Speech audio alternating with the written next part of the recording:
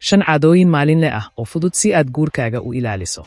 Wakhtiga maalmaha shaqada ee mashquulka ah, ogeysiisyada aan dhammaadka lahayn, iyo cadaadiska joogtada ah ee lagu joogo ay noqdeen wax caadi ah. Cilaaqaadku waxay si fudud u geli karaan habka autopilot.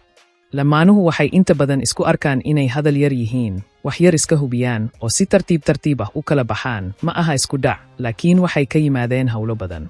Runtu waxay tahay, jacaylku habeen qudha kuma libdhiyo. Weydinta marka isku xidhka aanu ahayn mudnaan maalmeed.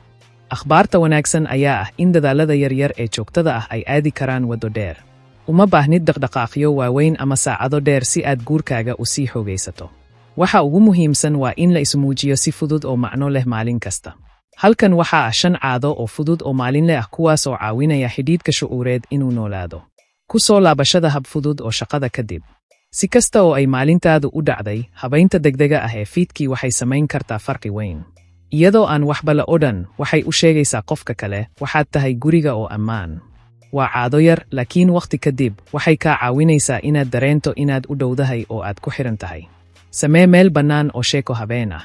Casho kadib, marka arrimuhu hoos u dhacaan, ku qaado 10 daqiiqo inaad ku hadasho adoon wax kala jeedin. Kaliya wadaag sida maalintaadu ahayd, waxa maskaxdaada ku jira, ama si fudud isu hubso. Wadahadalladan yaryar waxay runtii gacan ka geysan karaan dhisidda kalsoonida iyo isu dhowaanshaha. Subaxda ku bilow adigoo weydiinaya maalintooda. Weydiinta lamaanahaaga ku saabsan maalintooda maaha hadal yar oo keliya, waxay ku tusinaysaa inaad danayso. Haddii ay shaqo, ballan ama qorshe la leeyihiin qof, ogaanshaha waxa soo socda waxay kaa caawinaysaa inaad xidhiidh la yeelato, bixiso taageero, oo aad hadhow ishubiso. Ha ka boodin subax wanaagsan iyo nabadgelyo.